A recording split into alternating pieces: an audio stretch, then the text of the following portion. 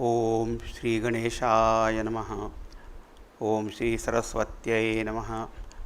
ओम श्री गुरुभ्यो नमः। ओम समस्तजनकल्याणे निरतं करुणामयं नमामि चिन्मयं देवं सद्गुरुं ब्रह्मविद्वरम्। ओम सच्चिदानन्दरूपाय विश्वोत्पत्त्यादिहेतवे तापत्रय विनाशाय श्रीकृष्णाय वयं नुमः। हरि ओम।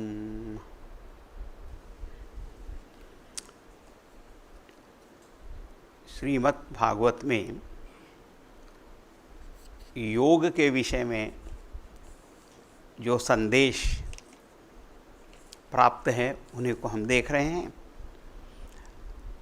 तो हमने एक परिभाषा देखी, एक संदेश जो भगवान कपिल मुनि जी ने अपनी माता देवहूति को दिया था कि एतावानेव योगेन समग्रेणेह योगिनः युज्यते अभिमतो ही अर्थो यद असंगस्तु कृष्णशः।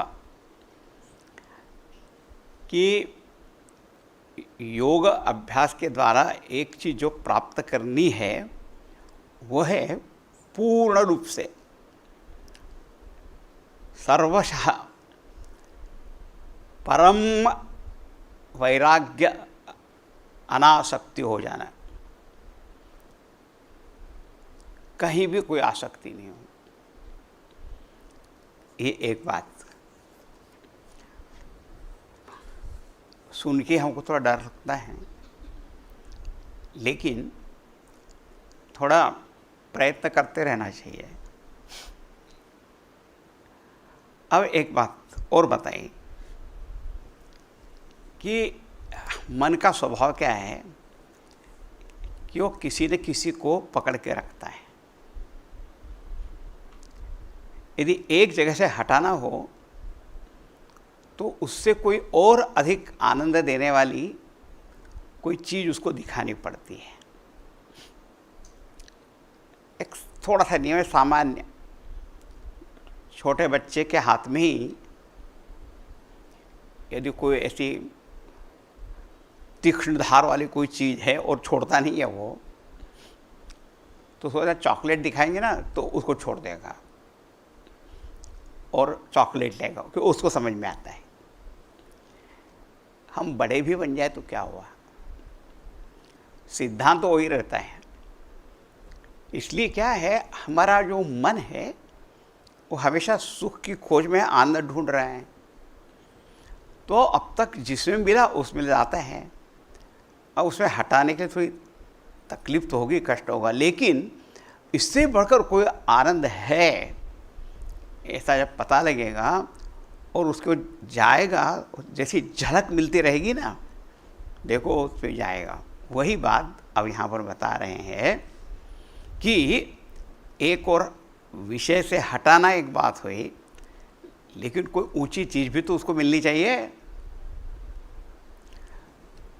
तो यह भगवान श्री कृष्ण जी उद्धव जी से जो बात कर रहे हैं उन्हें कहते हैं, उससे को उद्धव गीता कहते हैं। उस संदर्भ में भगवान ने एक श्लोक कहा था। श्री भगवान उवाच एतावान् योग आदिष्टो मच्छिष्यैः सनकादिभिः सर्वतो मन आकृष्य मय्यद्धावेश्यते यथा।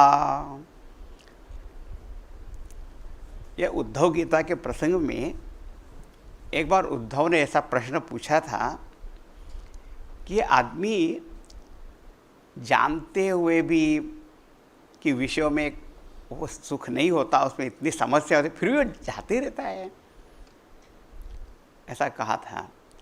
भगवान ने क्या, हाँ बात सही है, वो इसलिए कि ये अज्ञानमूलक देह के साथ तादाद में आसक्ति है इसलिए, लेकिन धीरे धीरे उसे अपने मन को वहाँ से हटाना चाहिए। तो एक तो बात है विषय भोग से मन को हटाना, और फिर जो भगवान का सच्चिदानंद स्वरूप है उसमें लगाना, यह योग है। बोले ऐसा योग मैंने ब्रह्मा जी के मानस पुत्र जो हैं, 4 कहते, सनक, सनंदन, सनातन, सनत कुमार, जैसे कि सनत कुमार, इनको मैंने कहा था। और फिर उन्होंने फिर और दूसरों को भी बताया, एतावान योग आदिष्टः, यह योग है। बस योग इतना ही है। क्या है? यहाँ से मन हटाओ, उधर लगा दो। हाँ, एक वाक्य में बोलना तो बहुत ही आसान है ना। हाँ, ऐसा अंग्रेजी में कहते हैं it is easier said then done. बोलना तो बड़ा आसान है। एक ऐसी चीज, एक घड़ी यहाँ से उठाओ और यहाँ पे रख दो, ये तो हो गया, ठीक है। अब ये मन कहाँ है वो दिखता ही नहीं है, लेकिन फिर भी कर सकते हैं। संसार में यदि हम देखते हैं कि एक एक जगह से हमारे मन को हटा के हम कहीं कहीं और लगा रहे हैं कि नहीं लगा रहे हैं। बचपन में हमारा मन एक जगह था, उससे हटा के कहीं और लगाया ना, इसका अर्थ क्या हुआ कि हमारे पास ऐसी शक्ति है कि एक जगह से हटा के और दूसरी जगह लगाने की। पहले पहले स्कूल में जाना किसको अच्छा लगता है, लेकिन जाते हैं, फिर धीरे अच्छा लगना होता है, वहाँ पर भी मित्र वर्ग हो जाता है, फिर धीरे ज्ञान में भी रुचि हो सकती है। तो एक इससे हमको एक इशारा मिलता है कि ऐसा संभव है, क्योंकि लौकिक व्यवहार में भी हम ऐसा कर रहे हैं, नहीं तो हम आगे कभी बढ़ ही नहीं सकते। तो इसलिए सब करो। तो ऐसा योग मैंने बताया था सनत कुमारों को, और फिर उन्होंने और ही बताया किसी और को भी। एतावान योग आदिष्टः मत शिष्य ही सनकादि, मेरे जो शिष्य सनकादि, उन्होंने ये योग और किसी को फिर बताया। बोले क्या है वो योग? सर्वतो मन आकृष्य, अपने मन को देह से संबंधी जितनी भी वस्तु, व्यक्ति, परिस्थिति, भोग इत्यादि हैं, उस सब से वहाँ पे हटा के मयि आवेश्यते, और मुझ में उसका प्रवेश कराना, यथा जिस प्रकार से हो सकता है वही योग है। अद्धा माने साक्षात, प्रत्यक्ष, बिल्कुल उसमें सीधे सीधे लगे। मैं बार बार कहता हूँ कि हम सब लोगों में इस प्रकार की क्षमता है, और हमारे व्यावहारिक जीवन में हम उसको उपयोग में ला भी रहे हैं। कोई भी किसी क्षेत्र में यदि कोई उन्नति करता है तो उसको मन कहीं कहीं और जगह से तो हटा तो पड़ता ही है। लेकिन हो क्या रहा है, हम दुनिया की एक चीज से हटाकर दुनिया की ही किसी और चीज में उसको लगा रहे हैं। लेकिन उसमें थोड़ी ऊंची ऊंची चीज यदि आप लगाते जाओ तो फिर क्या होगा?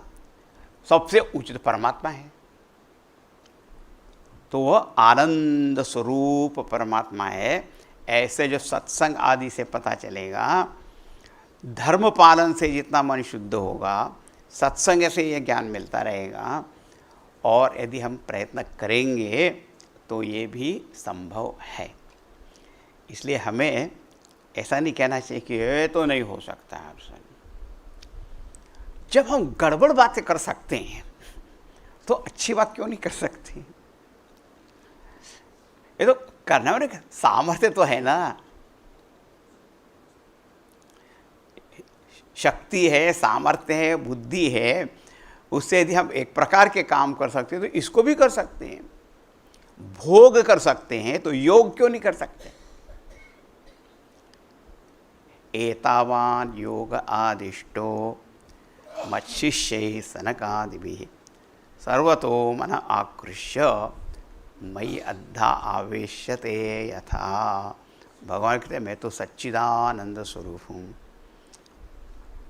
तो वहाँ पे मन लगा। अच्छा, अब इसके साथ में हम योग के विषय को यहाँ पर अभी पूरा करते हैं। धर्म विषय देखा, फिर ज्ञान का भी देखा, अभी योग का भी देखा, अभी भक्ति का देखना है। और वो भक्ति परम कल्याण करने वाली है, इसमें कोई दो राय नहीं है, कोई शंका भी नहीं। देखो, श्रीमद् भागवत को यदि हम भगवत गीता के साथ साथ में पढ़ते रहेंगे तो बड़ा आनंद आएगा कि जो विषयों का जो निरूपण है, जिसे प्रस्तुत किया है, तो उसमें एक वाक्यता भी दिखाई देगी। और चूंकि भगवत गीता हमें ज़्यादा क्या कहते परिचित है, और भी आनंद आता रहेगा। अच्छा, आप श्रीमद् भागवत की थोड़ी बात बताएं कि यह भक्ति का, परम भक्ति का, प्रेममयी भक्ति का रसमय बिल्कुल ग्रंथ है। भक्ति की ही विशेषताएं हैं, लेकिन यहाँ जो भक्ति बताई गई है वो तत्व ज्ञान से युक्त है। हाँ, केवल ये भावुकता वाली केवल नहीं है, तत्व ज्ञान के साथ जुड़ी हुई ऐसी भक्ति है। वो जो तत्व ज्ञान भी है वह ऐसी मीठी मीठी भक्ति से युक्त है। इसलिए यहाँ पे तत्व ज्ञान जो है मीठा हो गया और भक्ति है वो गंभीर हो गई। तो ज्ञान की गंभीरता भक्ति में आ गई और भक्ति की मधुरता ज्ञान में आ गई। ऐसी इसकी विशेषता है। तो ये धारा ऐसी बराबर चलती रहती है। और आप जब भगवद गीता भी पढ़ोगे तो उसमें भी आपको ये देखने को मिलेगा।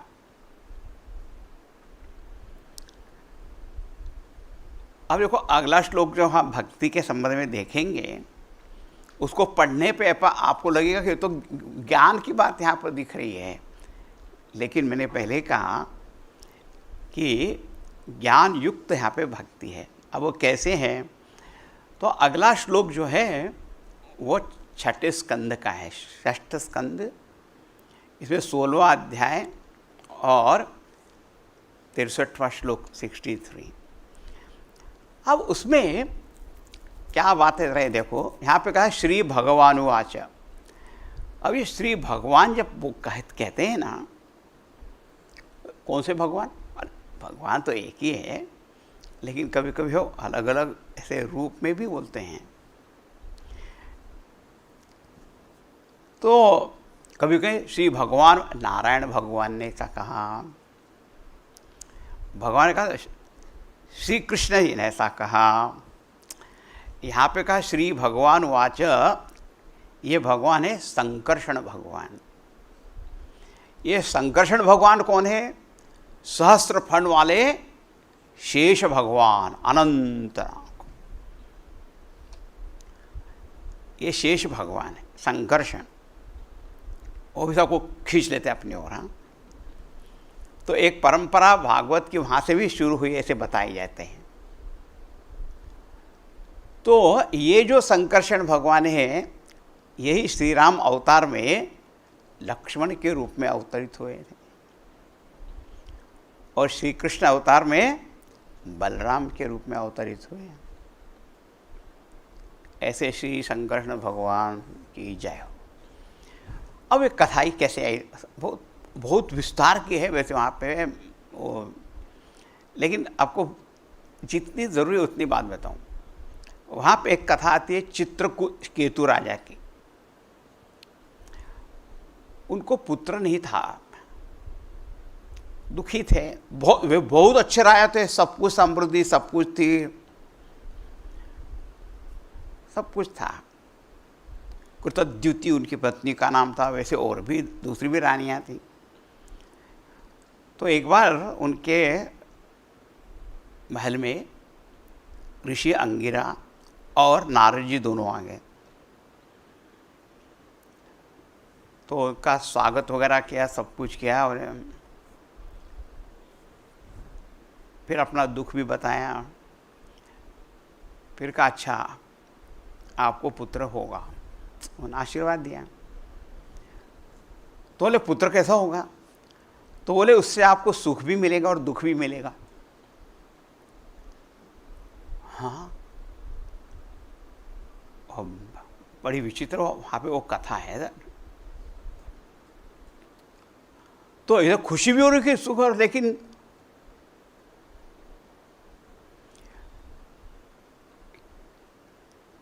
तो फिर क्या हुआ, बच्चा हुआ, लेकिन दूसरी भी बहुत सारी रानियां थी ना, उनको अच्छा नहीं लगा।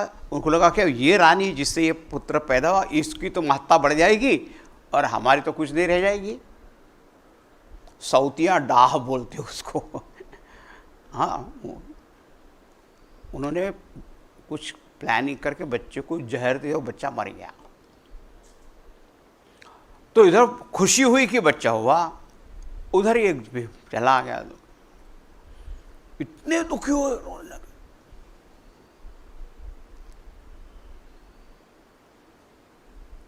नारद जी फिर आ गए वहां पे उस समय, रो रहे। नारद जी ने कहा कि हमने पहले भी आपको बताया था, वैसे नहीं, आप इस जीव को वापस लौटा दो। तो कहा देखो, लौटा लाने की बात तो ठीक है, वो आना चाहता है क्या तो पूछो। बोले मैं तुमको, अब उनके पास तो सारी योग शक्तियाँ थी। उन्हें कहा हे जीव आ जाओ, और अब तुम्हें देखो माता पिता कितने रो रहे हैं,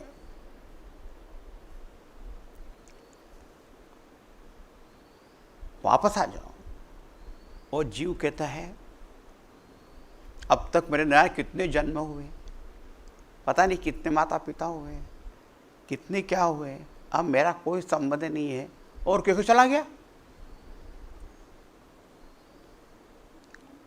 ऐसा जब इन्होंने सुना तो धीरे से इनके मन में भी कुछ प्रकाश पड़ा, वैराग्य भी हुआ। और तब नारद जी ने उनको कुछ और विद्या उपदेश दिया, आप इसकी साधना करो।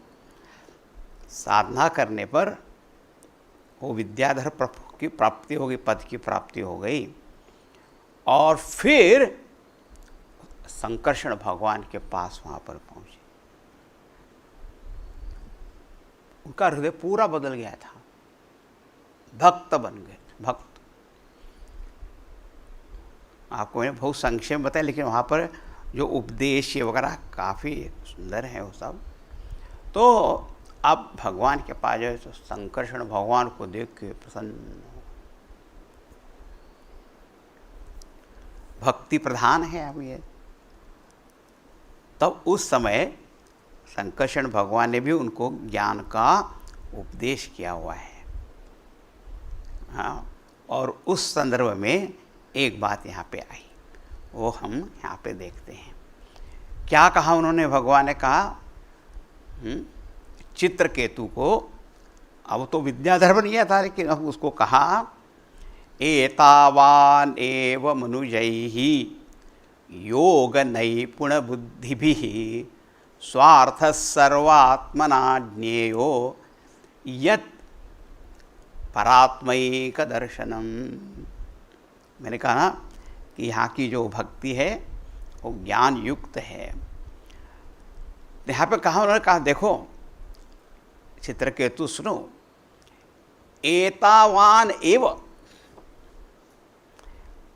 बस यही इतना, बस इसको ही प्राप्त करना चाहिए सभी मनुष्यों को।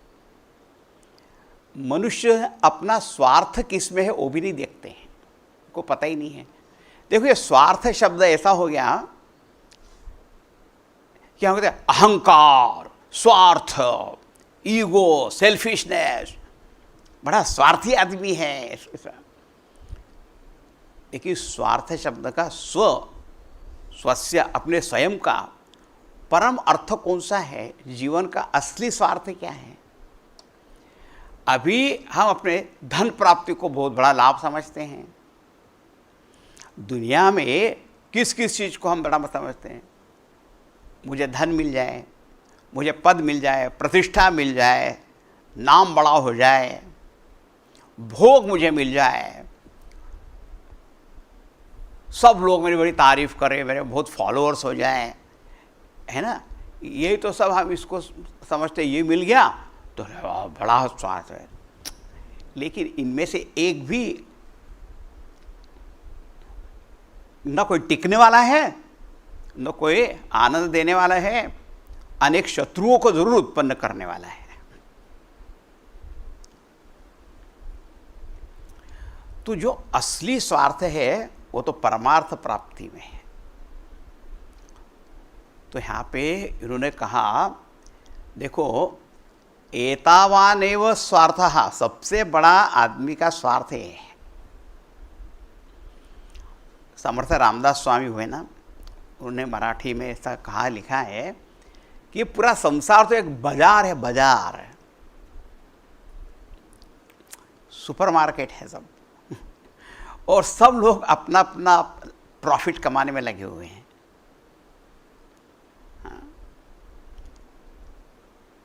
और उनकी प्रॉफिट की, लाभ की परिभाषा भी यही प्रकार के, कितना धन कमा लिया। बोली जो बुद्धिमान है वो जानता है कि संसार के बाजार में सबसे बड़ा लाभ भगवत प्राप्ति है। जिसने उसको समझ लिया वही ज्ञानी है, पुरुष विवेकी है।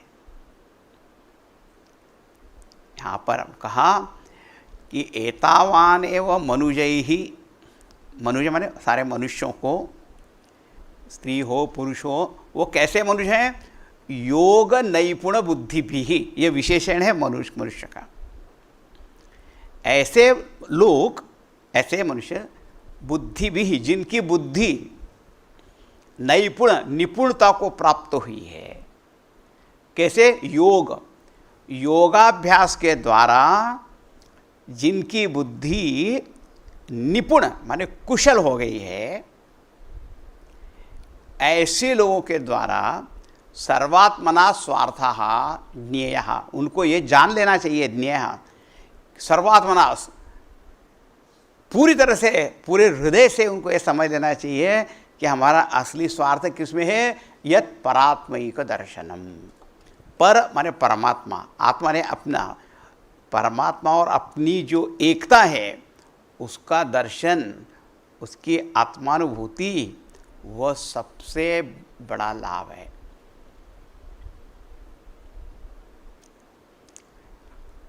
अब देखो, अब यहाँ पे कहा, ये विशेषण बहुत सुंदर है, योग नैपुण बुद्धि। निपुणता माने क्या होता है? कुशलता हो गई। बुद्धि कैसी होनी चाहिए? एक तो शुद्ध होनी चाहिए और सूक्ष्म होनी चाहिए। कठोपनिषद की भाषा में कहा, दृश्य तो अग्रया बुद्धिया सूक्ष्मया सूक्ष्मदर्शी भी, ऐसी बुद्धि। बाहर के विषयों को हम देखते रहते हैं, वो स्थूल विषय हैं, उस स्थूल को हम जानते हैं। स्थूल बुद्धि का अर्थ ये कि स्थूल विषय को तो हम जानते हैं और उसी में अपना आनंद ढूंढते रहते हैं, ये स्थूल बुद्धि हो गई।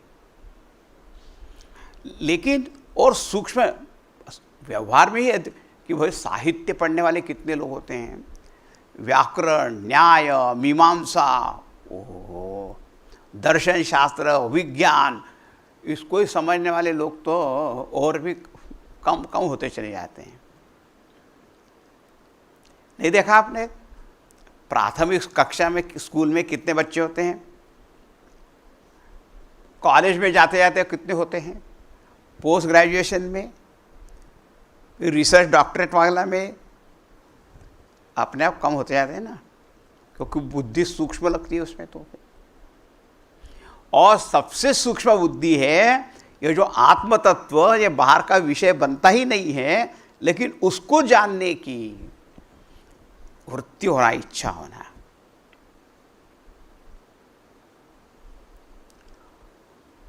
तो उसको कहते हैं सूक्ष्म बुद्धि, शुद्ध बुद्धि। तो जिन्होंने कर्मयोग के द्वारा मन को शुद्ध किया, ज्ञान योग के द्वारा ये आत्मरथ का विचार भी किया है, और अभी जो योगाभ्यास वगैरह बताया, एकाग्रता, ये इस सब योग के द्वारा अब क्या हुआ, परम तत्व का दर्शन। परमात्मा उसी को ब्रह्म कहते हैं, उसी को ही भगवान भी कहते हैं, उसी को परमात्मा भी कहते हैं। तो यहाँ पे कहा परात्मिक, परमात्मा का दर्शन कहो, भगवान का दर्शन कहो। अपने में ये जीव भाव में जो पढ़ा हुआ हूँ, ये मैं छोटा सा जीव नहीं हूँ। मेरा शुद्ध हो तो भगवत स्वरूप है, परमात्मा स्वरूप है। ऐसा साक्षात दर्शन हो जाना, वही भक्ति है। देखो भक्ति क्या होती है, प्रेम रूप होती है। प्रेम क्या होता है, जिससे आकर प्रेम होता है ना, उसके साथ एकता का अनुभव होने लग जाता है। इसलिए परम प्रेम क्या हो गया कि भगवान के साथ एक रूपता का अनुभव होने लगा। अभी अभी मैंने कहा कि भागवत को भगवत गीता के संदर्भ में भी देखना चाहिए, है ना। तो भगवत गीता में श्लोक आया, भगवान ने कहा भक्त्या माम अभिजानाति यावान यश्चास्मि तत्वतः ततो माम तत्वतो ज्ञात्वा विशते तदनंतरम। कहते भक्त्या माम अभिजानाति, बोले जिसके हृदय में जितनी भक्ति होती है ना, प्रेम होता है, तो प्रेम होने के कारण वो व्यक्ति और ज्ञान प्राप्त करना चाहता है, हमारे प्रिय उनके बारे में जानना चाहता है। फिर भगवान कहते मेरी में भक्ति है, इसलिए वो मुझे जानने लग जाता है। माम अभिजानाति यावान यश्च अस्मि, कि मैं कौन हूँ, कितना हूँ, कैसा मेरा विशाल स्वरूप है, कैसा परमार्थ स्वरूप है। वो तत्व रूप से, माने नाम रूप के जो विराट रूप है उसको तो जानता है, लेकिन सब नाम रूप के परे जो तत्व रूप है उसको भी जानता है। और तत्व माम तत्व तो ज्ञात्वा, और इस प्रकार तत्व से जानकर विशते तदंतर, वो मेरे साथ एक रूप हो जाता है। यही तो बात बता रहे हैं। योग नैपुण बुद्धि भी, कितना अच्छा शब्द है, योग नैपुण बुद्धि ही मनुष्य। ऐसा यह मनुष्य है, योगाभ्यास के द्वारा अपनी बुद्धि को जिसने शुद्ध, सूक्ष्म, एकाग्र, आत्मग्रहण करने के योग्य ऐसा बना लिया है, वो समझ लेता है ज्ञेयः। उसके बाद ये समझ लेना चाहिए सर्वात्मना, पूरी तरह से, जरा भी शंका नहीं होनी चाहिए उसमें, कि मेरा सबसे बड़े जीवन का सबसे बड़ा लक्ष्य, स्वार्थ, परमार्थ ये परमात्मानुभूति ही है। इससे बढ़कर और दूसरी कोई चीज़ नहीं है। ये हो जाए तो बस निश्रेयस की प्राप्ति हो जाती है, परम कल्याण उसमें हो जाता है। ऐसा ही है। किसने कहा, श्री संघर्षण भगवान ने कहा। किसे कहा, तो बोले चित्रकेतु को कहा।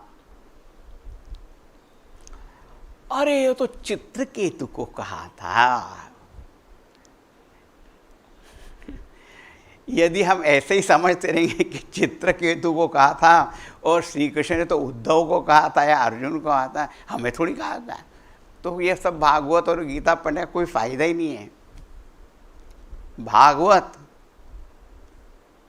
पढ़ रहे हो ना, इसकी बात को सही कि हमारे लिए है, तो फिर भागवत, भाग यहाँ से, फिर तो यहाँ से तू पढ़ने लायक नहीं, फिर योग्य नहीं रहेगा। ऐसा हमेशा ध्यान में रखना है। यह सारा उपदेश हमें अपने बताया, अपने जीवन को बनाने के लिए है। अच्छा, तो आज हम यहीं पे रुकेंगे और कल हम भक्ति के और दूसरे भी श्लोक पढ़ेंगे।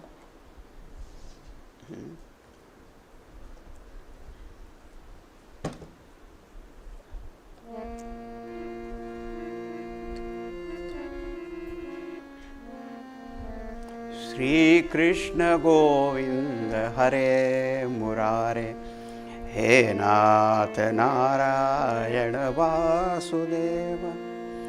श्री कृष्ण गोविंद हरे मुरारे, हे नाथ नारायण वासुदेव। श्री कृष्ण गोविंद हरे मुरारे, हे नाथ नारायण वासुदेव, हे नाथ नारायण वासुदेव। श्री कृष्णचंद्र भगवान की जय। श्री सद्गुरुनाथ महाराज की जय। ओम पूर्णमदः पूर्णमिदं पूर्णात् पूर्णमुदच्यते पूर्णस्य पूर्णमादाय पूर्णमेवावशिष्यते। ओम शांति शांति शांति। हरि ओम श्री गुरुभ्यो नमः। हरि ओम। The journey to happiness begins with the realization of our true nature. Embark upon this exploration with Pujya Swami Swarupananda, who, through the timeless knowledge of the Bhagavad Gita, guides us to know our true self and enables us to convert our potential to performance, performance to perfection, and beyond. Chinmaya Mission UK presents 5 evening talks on exceeding excellence with global head Pujya Swami Swarupananda from Friday 18th September to Tuesday 22nd September, 7 p.m. to 7:30 p.m. BST, followed by Aarti daily. Watch live on YouTube via Chinmaya channel and Chinmaya Mission UK. Tune in early for bhajans by Chinmaya Swaranjali.